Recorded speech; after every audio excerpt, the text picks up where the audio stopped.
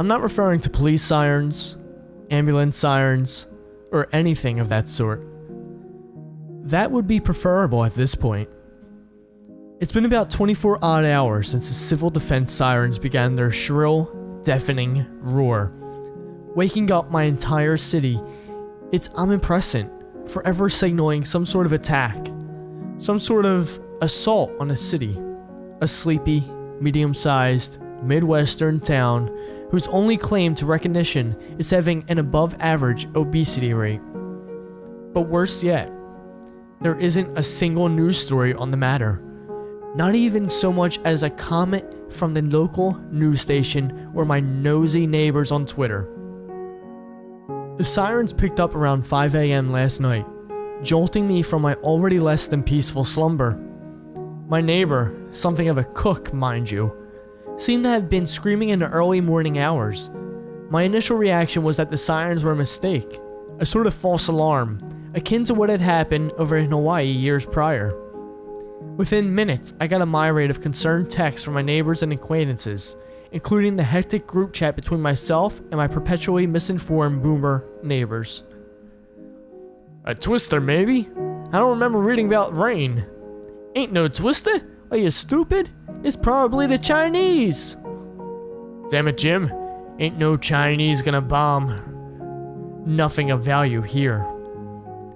I began to develop an agonizing migraine about 15 minutes into the siren song, likely only calibrated by the incoherent musings of my social circle. I went to walk outside for a bit of relief, but right before my sweaty palm touched the doorknob to walk out, a new notification came across my phone screen. Emergency alert. Tornado warning in this area till 5:45 a.m. CDT. Stay away from windows and take shelter now. Check local media. NWS. I paused and walked back to my kitchen, a little bit puzzled. We hadn't received any thunderstorms lately, had we? I'd have known. In fact, shit, I definitely have known. I work with the National Weather Service. What the fuck?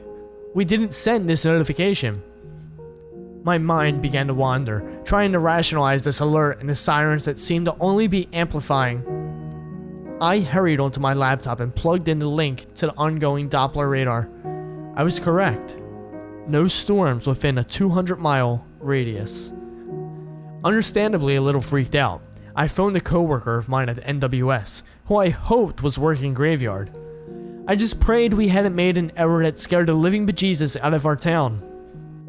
Hey Craig, he answered. Yeah, look man, did we send that alert? The sirens are freaking everybody out. The tornado alert? Everything. What happened? He paused for a second and seemed to mutter something under his breath.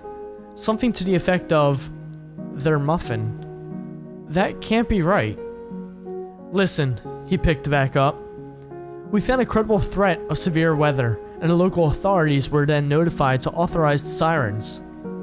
I scoffed and picked back up the phone. What the fuck are you talking about? What severe weather?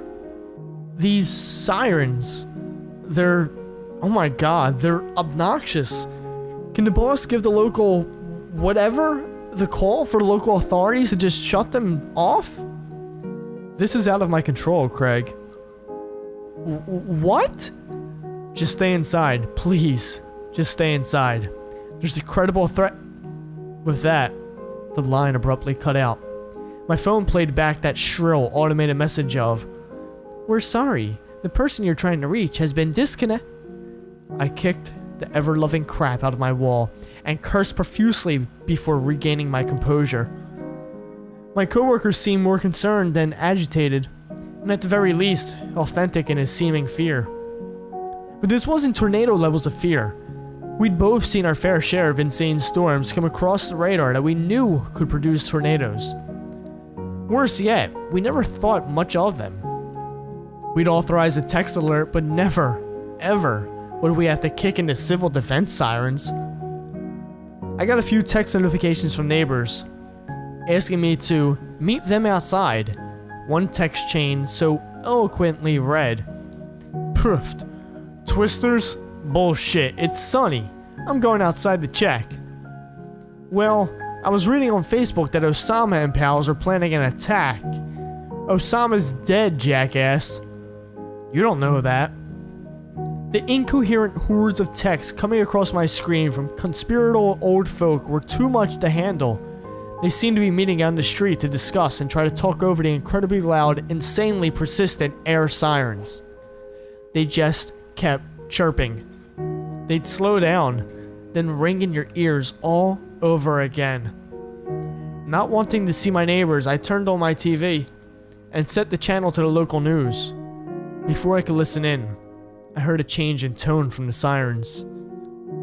I mean, they were still absolutely drowning out any and all noises in my house, but I could faintly hear another pitch beneath them, almost like a faint squeal. I shrugged it off, tried to remain nonplussed, and kicked on the apathy titled Early Bird News. Wait, where the hell are the newscasters?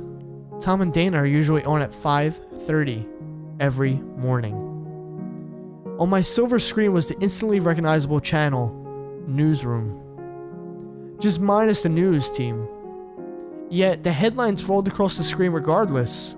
Some political, others about local events, but nothing mentioning severe weather or these insanely annoying sirens. Frustrated, I went to check on my friends outside, but as I inched closer to my front door, I could hear that immensely irritating pitch beneath the sirens. Curious, I began to take a few steps back and noticed a definite change in tone.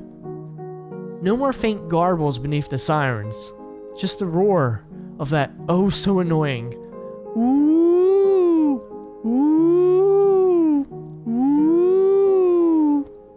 Another text notification caught my glimpse on the screen. Emergency alert. Tornado warning lifted. All clear to resume your day. Check local media. NWS. I breathed a sigh of relief for just a second, but my anxieties weren't assuaged.